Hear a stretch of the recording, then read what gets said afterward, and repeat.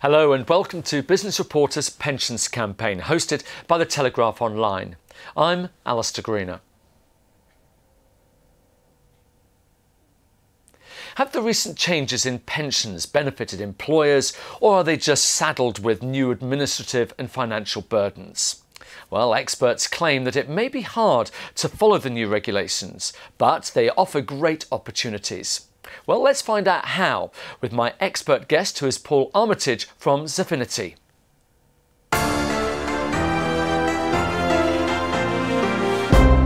Good morning. Good morning. Now, we've heard a lot about pension reform recently. Let's talk particularly about defined contributions. What sort of challenges are there around that today? I think there are three, Alistair. Engaging members in the pension scheme and what it means for employers in their fight for talent. The structure of the DC scheme and the weight that it places on the employer. And thirdly, launching and freedom and choice flexibilities. So back to the first one. Employers are in a fight for talent here. They're looking to employ key members of staff and retain them. And benefits packages are a key part of that war for talent. Pensions are a critical component to those benefits packages. And generally speaking, employees don't engage with their pensions. These pension schemes are expensive.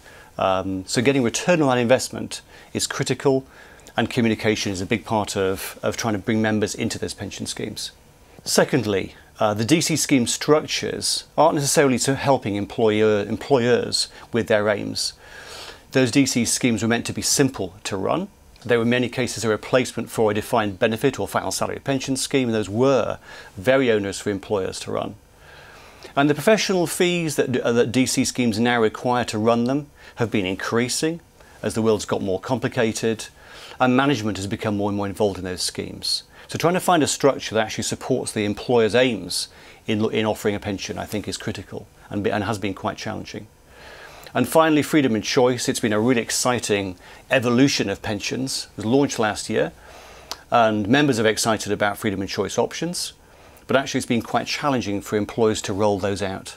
We've made it quite clear, or you've made it quite clear, that there's a lot of advantages for employers here, but obviously there's a lot of challenges because a lot of organisations aren't actually doing anything about this. Why is that? I think in some cases the DC scheme they run hasn't been mature enough to need something doing yet. They haven't got enough people over age 55 who can access their pension funds, or the funds are too small to need a solution yet. But that will that'll change over time quite quickly. More and more employees will be over an age with a DC pension funds to want some kind of solution. I think the other issue is that the industry that supplies that runs the schemes, the insurance companies, have been slow to build solutions for the marketplace. They didn't have platforms in place that were geared up to pay multiple lump sums, to provide income drawdown for members. And they've been building solutions in the background, but they've been coming to market relatively slowly.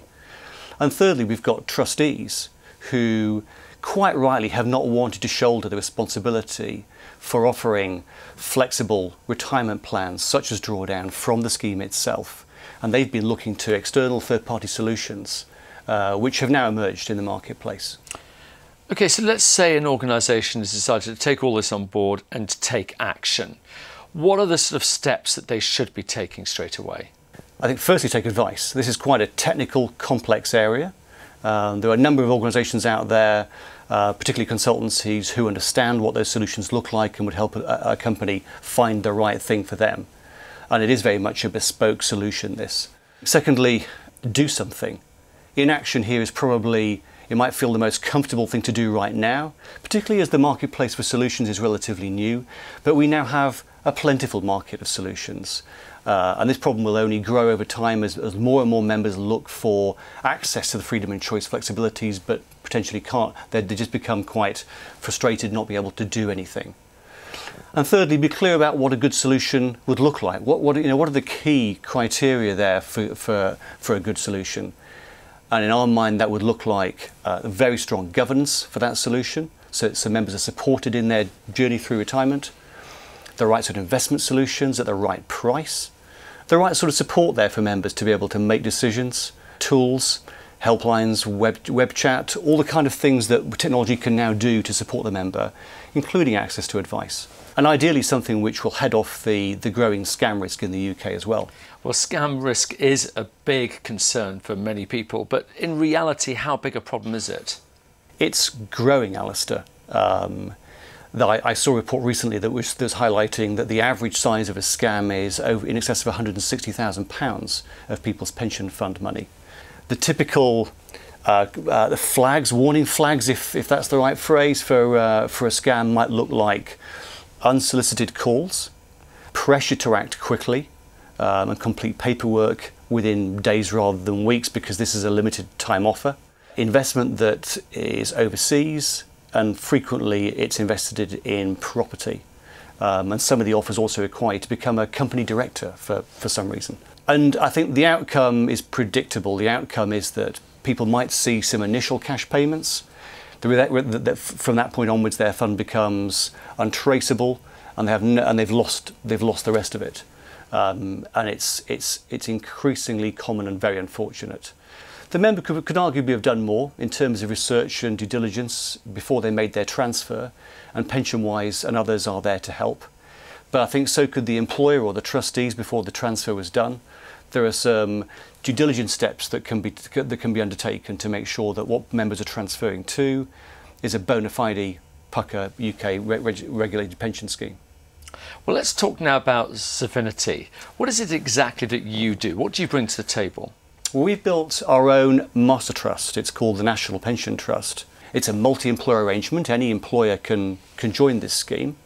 And it's being increasingly used as the signposted end journey for the member who is accruing their benefits in another pension scheme, but then looking to draw their pension benefits through the National Pension Trust. It has independent professional trustees who are taking on board the risk in supporting members through income drawdown.